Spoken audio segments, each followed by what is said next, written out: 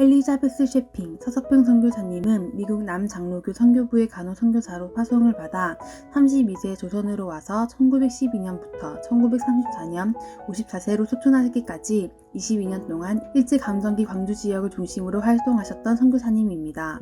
1911년 서서평 선교사님은 가난과 전염병 때문에 많은 사람들이 죽어가는 미개의 조선이라는 나라에서 병든 자들에게 의료봉사가 절실하다는 선교사의 소식을 접하고 1912년 남장로교 해외 선교부 모집에 지원하여 간호 선교사로 파송을 받았습니다. 선교사님께서 처음 맡은 일은 전라도에서 간호사 양성과 선교 활동이었습니다.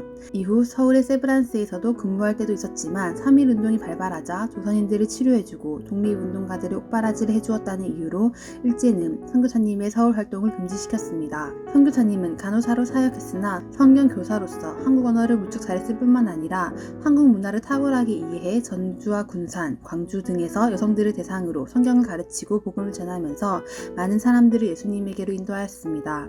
특히 미혼모, 고아, 한센인, 노숙인 등 가난하고 병약한 많은 사람들을 보살피셨습니다. 선교사님께서 한번 순회 진료와 전도 여행을 나서면 한 달 이상 말을 타고 270km 이상 거리를 도셨을 뿐만 아니라 진흙탕에 말이 쓰러지면 100리 길을 직접 걸으셨다고 합니다. 이번 여행에서 500명 넘는 조선 여성들을 만났지만 이름을 가진 사람은 10명도 안 됐다.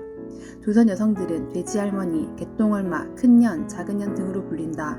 남편에게 노예처럼 복종을 하고 집안일을 도맡아 하면서도 아들을 못 낳는다고 소박맞고 이들에게 이름을 지어주고 한글을 깨우쳐주는 것이 제 가장 큰 기쁨 중에 하나이다.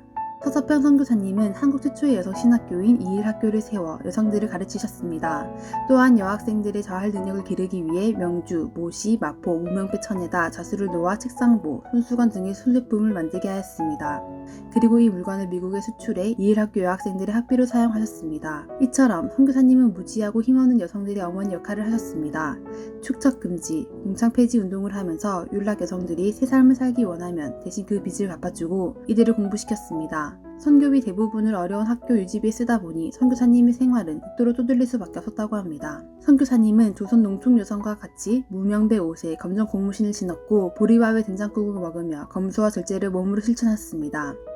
서서평 선교사님은 조선인처럼 산 것이 아니라 완전한 조선인으로 생활하기로 결심하였고 실제로 당시 조선인들에게 푸른 은혜 어머니라고 불리웠습니다. 서서평 선교사님은 1923년 조선간호협회 결성을 주도하여 초대 회장에 선임되었고 그로부터 11년 동안 회장으로 재임하시면서 조선간호협회를 만국간호협회와 일본 적십자간호협회에 가입시키는 일을 이끄셨습니다. 또한 우리나라 최초로 할 수 있는 간호교과서, 실용간호학, 간호요강, 간이위생법, 간호사업사를 비롯한 많은 번역서를 책으로 내셨습니다. 그리고 한글 말살 정책이 진행 중인 일제치하에서 간호부협회 소식지와 서적들을 모두 한글로 출판하였으며 조선 사람들에겐 출애굽기를 가르치며 독립의 확신을 심어주려 애쓰셨다고 합니다. 서서평 선교사님은 조선인들도 돌보지 않았던 한센병자의 더 나은 삶을 위해 혼신의 노력을 다하였습니다. 1933년에 선교사님은 조선인 목회자 등 동력자들과 함께 50여 명의 나환자들을 이끌고 서울로 행진하였습니다. 강제, 거세 등으로 나환자들의 실을 말리는 정책을 펴고 있었던 일제총독부에 나환자들의 사형터를 요구하기 위해서였습니다. 서울의 총독부 앞에 이르렀을 때 동참한 나환자의 숫자는 530여 명에 달했고 결국 총독부도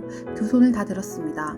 이로 인해 일제총독부는 나병 환자 단독시설을 허락하고 지금의 국유지인 전남 소록도가 있을 수 있게 된 것입니다. 서서평 선교사님은 임금 대부분을 거린과 빈민과 나환자, 여성을 위해 사용하였습니다. 그녀의 관심은 언제나 버림받은 고아와 가난한 가부에 머물렀습니다. 고아들을 친자식처럼 아껴주었고 가난하고 의지할 곳이 없는 여성들을 먹이고 입히고 가르치셨습니다. 고아 14명을 자녀로 삼고 오갈 데 없는 과부 38명과 한 집에 살면서 이들을 돌보셨습니다. 실제로 서서평 선교사님은 다른 사람들을 돕기 위해서 자신을 위해 쓰는 비용을 최대한으로 줄이셨습니다.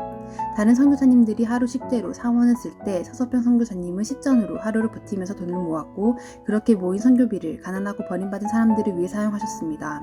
이러다 보니 결국 심각한 영양실조에 걸릴 수밖에 없었다고 합니다. 자신의 모든 것을 내어준 서서평 선교사님은 1934년 6월 54세를 일기로 사랑과 헌신의 생애를 마치셨습니다. 선교사님께서 죽을 때 남기고 간 전 재산은 담요 반장, 쌀 2홉과 현금 27전이 전부였다고 합니다. 서서평 선교사님의 장례식에는 이일학교의 제자들, 13명의 양딸, 수백 명의 거지와 한센 환자들이 참석하여 어머니라고 목 놓아 울었고 광주 최초로 사회장으로 치러졌다고 합니다. 서서평 선교사님은 자신의 시신까지 의학용 해부용으로 기증하였고 철저히 이웃을 위해 자신을 내어주신 그리스도를 따른 섬김의 삶을 살았습니다. 그리고 남겨진 서석표 선교사님의 책상에는 성공이 아니라 섬김이라는 좌우명이 붙여져 있었다고 합니다.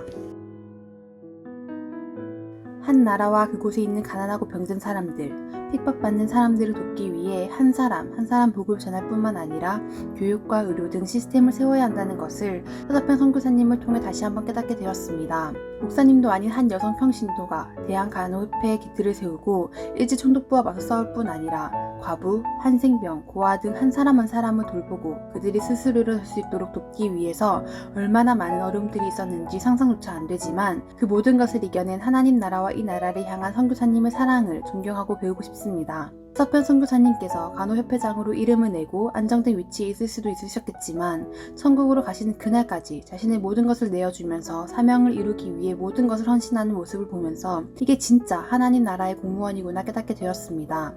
저도 저의 이기적인 모습을 회개하고 하나님께서 주신 사명을 이루기 위해 자리에서 복음을 전할 뿐 아니라 함께 이 나라를 변화시킬 시스템으로 만들 수 있도록 훈련받고 협력하는 에스더가 되겠습니다. 감사합니다.